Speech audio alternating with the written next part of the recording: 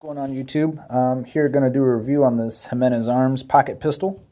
It is chambered in 380. Of course, you've already knew that if you've seen all the other videos on YouTube about it. New in box, this gun comes with two 6-round magazines, a trigger safety lock, 2 keys, user's manual, ammunition preference guide. The gun is relatively hefty.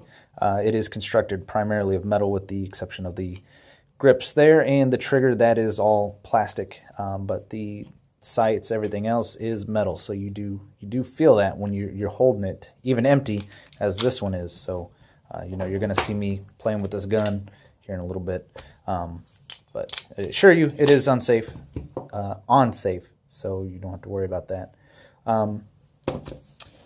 But it does feature an external safety switch on the left side of the gun. It is designed for right-handed shooters, but so if you're looking to carry this with a round in the chamber, it is a good idea to have this safety.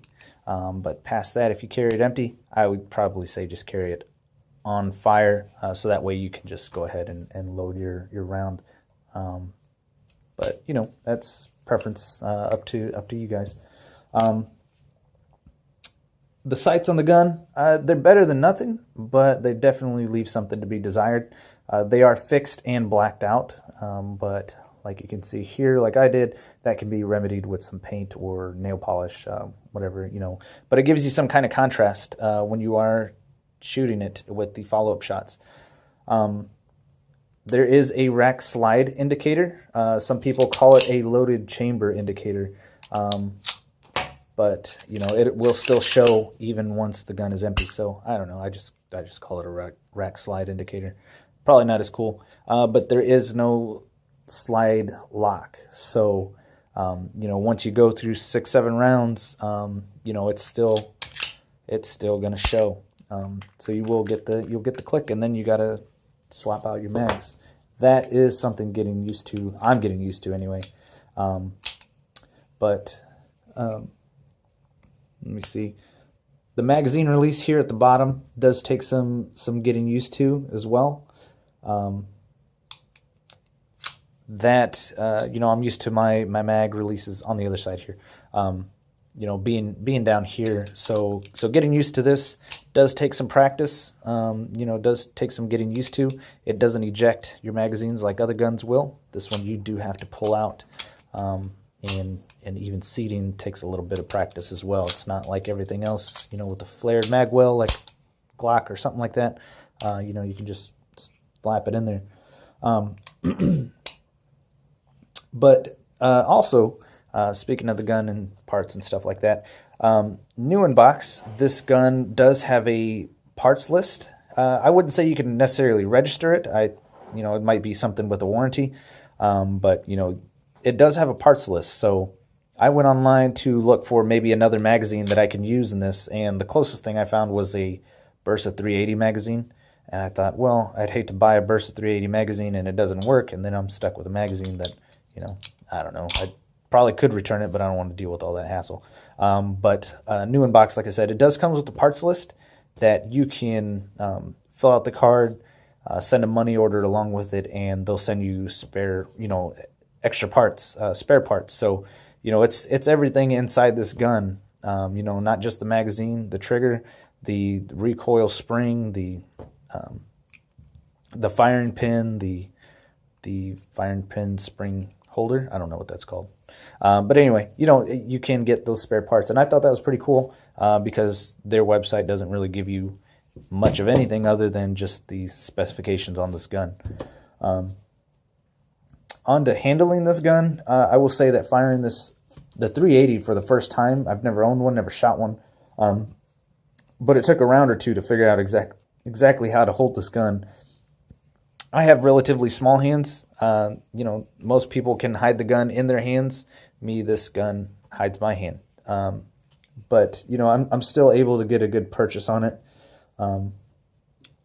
Just my pinky is the only place that hangs out, and that seems to be the case with most people when I see them grip this gun or guns of this size.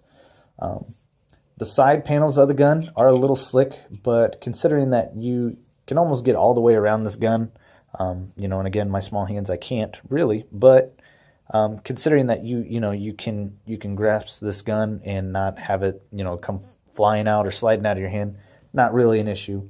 But I have seen some sites online that you can get some grip texture on there to help with that. But again, not an issue that I experience, and I don't think anybody else really would or does. Let's see. But the first thing I experienced when I fired off my first round, and I thought I would chalk it up as a rookie mistake, but then I remembered, I was trying to get a high purchase on the gun to manage the recoil, so I was doing advanced techniques. Maybe not advanced, but, I'm not an idiot. At least I didn't think I was until the slide bit me. So, that's, again, a small gun that I've never fired before. Never fired a gun this small before. That took me by surprise, and honestly, even now, even before this video, I was just clearing out the gun, racked the slide, and got a little bit of a bite there. But, I'm okay, so don't worry. But past that, the recoil of this gun did take me a little bit by surprise because it is such a small barrel. I forget, it's a little over 2 inches, not quite 3. At least I don't think it was. And again, you can find all that information online. But anyway, just shooting the gun, despite it being a small round, it does have somewhat of a snappy recoil. But at 3 yards, and even at 7 yards, this gun is going to be adequate enough to get your shots where you want them without really having to not necessarily focus on the sights. I wouldn't say just close your eyes and start shooting, but at 3 yards, 7 yards, you can point this gun and know that you're going to hit your target. And recoil isn't something that you're going to have to worry about, but it does take you by surprise the first time you shoot it if you've never shot a 380 before. And let me see. Majority of the time, despite what you might see or hear online, this gun worked for me probably 90, if not more, % of the time. Again, new in box, this gun does come with a manufacturer recommendation. They recommend 95 grain FMJs by 10, 12 different manufacturers, and they have them listed out. So I took that with me when I went to the store because I went to Walmart the next morning and left the card in my back pocket when I went to buy ammunition. So I got cheap Tula ammunition, and it's 91 grain FMJ. But even then, the first box of 50 went through with maybe 4 malfunctions at most. One was a failure to fire. The other one's failure to feed. So, that could be anything. Could be the ammunition. It could be the gun. It could be both. Whatever. But, majority of the time it worked for me. Now, it could be the cheap ammunition. So I'm going to take it back out and give it another go. So that wasn't so bad. I still wouldn't depend on this gun 100% of the time, and I'm not going to. I'm still going to carry my other gun until I can figure out what works best for this gun. Like the Jennings that you might come across in your research on this gun, it does resemble the Jennings, which I have fired. My father-in-law got one for my wife, and we took it out, and the first round, jammed the gun, and even couldn't even get through the first magazine without 5 jams out of the 6 rounds, or however many it carried. I only got one round to fire sufficiently out of the Jennings, not this one. Again, still going to take it out and find something that is compatible with it, that works with this gun, that isn't quite so finicky. The Jennings, from what I've heard, requires the CCI mags, mini mags that those function fairly well overall out of everything. So maybe that's the case with this gun. And some people say no matter what you put through it, it's going to jam, it's going to suck. So don't waste your time on it. I've obviously wasted my time already on it, and I'm going to try to figure this out and figure out what works for me. But even the cheap Tula ammo, little aluminum case there. Even that worked for me majority of the time. The magazines didn't necessarily malfunction on me, but getting them to both load and to seat into the magazine well did take some time. I've tried practice speed reloads at home here, but have yet to get a sufficient time that I feel comfortable with. The only way that I was able to do so was to reach for the spare mag as soon as I presented the gun. So pull the gun out, present it, and go for my spare mag at the same time. 6 or 7 rounds, they're going to go pretty quick. So, at 3 yards, at 7 yards, or however, whatever distance you feel comfortable using this, those rounds you're gonna burn through them really fast. And especially, if it is a self-defense situation, maybe 6 rounds, 7 rounds is excessive. But when your life depends on it, I don't know. I don't claim to be a lawyer. I don't pretend to be. But, I'll take any advantage that I can get. But reloading, like I said, takes some getting used to because the magazines are so small. On several occasions, I have dropped the magazines when I've tried to reload them or, swap them out because they're so small. And there's a lip inside the magazine well that when you go to put this in, if you get the angle just right, you get stuck. So you do have to, kind of hook it in there and then seat it. So, going here, you get stuck. Going straight up, that spring right there puts tension on it, and you're going to have to kind of slide that back just a little if you're going to go straight in. So I don't necessarily reload it from the back or load it from the back. I kind of, even now I guess I'm fumbling with it. So I'm still working on that, but just disregard that. Anyway, the magazines are so small that I have dropped them a couple of times, just trying to get used to reloading those.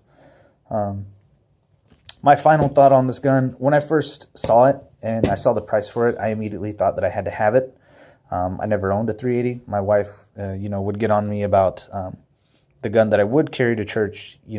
She's always worried that somebody will see it, somebody will freak out and, ask us to leave or, ask me to put it in my car. And that's fine. I mean, my church is relatively safe, but a lot of people say that, and then look what happens. So I feel comfortable myself having a gun on me. So either I carry the gun and I just don't tell her that I have it, or whatever. But if I can get this one to work for me, this might just be my church gun, my go to the gas station, go to the store real quick gun. Nothing I'm going to carry on me full time. I'm still going to carry my reliable guns. But, I saw this and did some research after it, after I purchased it. And overall, from what I saw online, what I've read, people are kind of split down the middle. They said the poor sights, the magazine release location, the feeding issues, those are all, I guess, valid reasons to not want to have the gun. If that's not something you're comfortable with or comfortable getting used to, obviously get something more reliable. Get a car, get a Glock, get whatever you want. If you don't want to get this, something with a more reputable reputation. But for me, this, it still works. Even if it's just a plinking gun, something like that. I definitely wouldn't give this to my wife to carry. She doesn't like guns to begin with. But, even for self-defense, I would not give her to rely on this. But, like I said, I'm still going to give it some practice with and get different ammunition to try it out on. And, hopefully I'll find something that works and, I'll feel more comfortable with carrying it part-time or, even more so. But, I cleaned up the gun and got things to work for me, and I'm still finding out information about it. Breaking down the gun is a little tricky.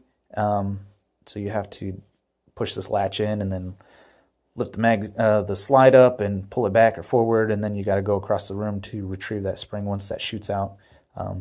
So because that is how that always works for me, I'm not going to do a breakdown of this gun. There are more adequate people online that you can watch do it.